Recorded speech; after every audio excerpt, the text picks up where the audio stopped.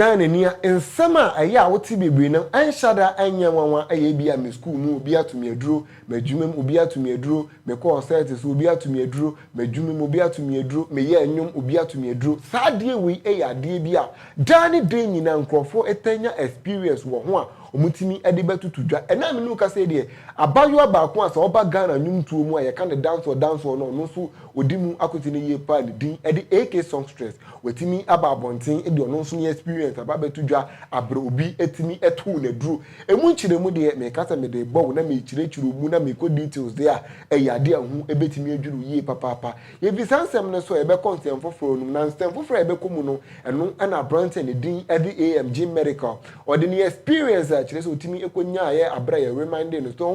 nko demu eye 1 week no ensem e course wo ho nyina ode aba betudwa na nsem ni bimpodi eyade a wote a ohun ebedwuru ye papa obebisa wose saa netie eno nso emu nchiremu e wo ha meba na metimi ede abro me hyansem na se de a me hya se emfemfiri abayuwa ne din ede AK songstress wo chirem se obi atu the dru na Ghana hanom se uye obi a weni di entertainment scene na chi ye papa de a saa story a meba beken anasa nsema meba beken enye wade wanwa kra cause dani de nyina no eya na tai ebeto abonten se me call set so na obi atumi aduro me ye movie obi atumi aduro ebia me bonyum obi atumi aduro me ye we obi atumi aduro nkrofo bebre na na kire so omotimi de omo experiences any kire so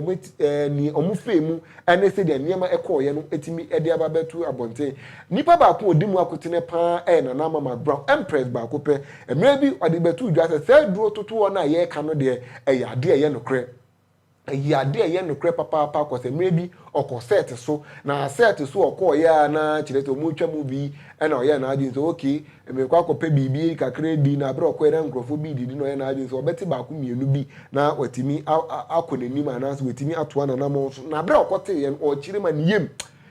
enye nyame ne din hu afofia ankasese ye kan atiasefo a enye ade a otimi eka ho nyum tuni ba ko bi so krampo ede beto abonten se abra kire se wetimi aye nyum kama nyum no obi afil obi a eboje ne so na kire se wetimi aye ready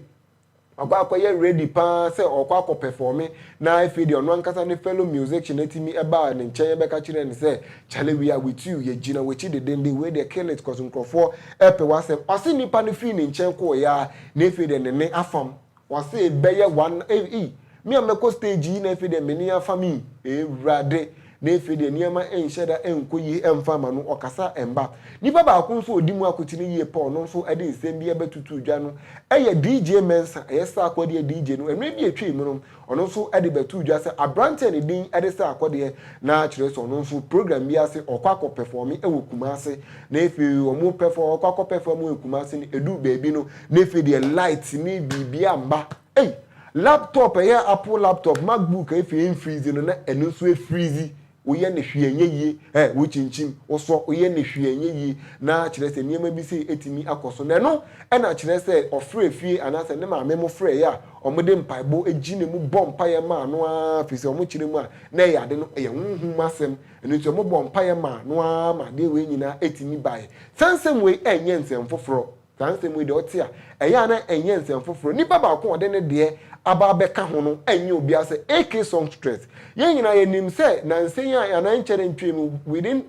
I think last month or last 2 months and ode anyum bi eba ye anyum no ne din ede Jonathan ajesu otimi dia ba so okọ Instagram a nkrofo de sa so okọ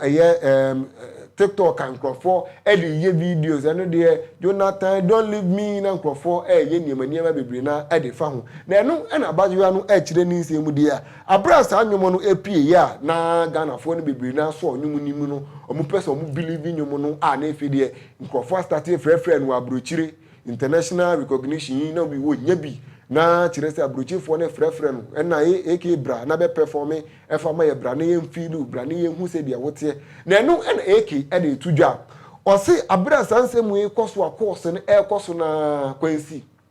okohwe ya oyale wasi wadi echi hospital akwahi da bi yare no emu ya na eye din na eno na o chirem se da bi we enye kwa cause baby odi ane nam pa ni nyima bi wakwa bisa no enye kwa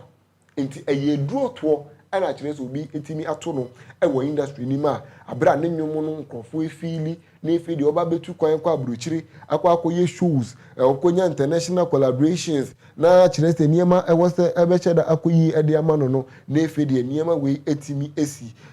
wei ɛyɛ nsɛm a eke nso ɛde ababetutu dwa na no ɛna ɔkyerɛ mu sɛ sisi ano ɛyɛ ade a obehwe ne ho yie pa cause enwum no so wo hwe de wi ade no ekọ ye na onya almost 20 million views e wa enwum no na kire se enwum no eblu a obekọ baabi aman ho do so akwa ye wi no na efe de obi ahyeda ato na duro anase wetimi akwa pass through niema wi enu nti ode tu dwa se indro to na ye ka se wo music industry ni ma wo acting mu e wo adwum eye real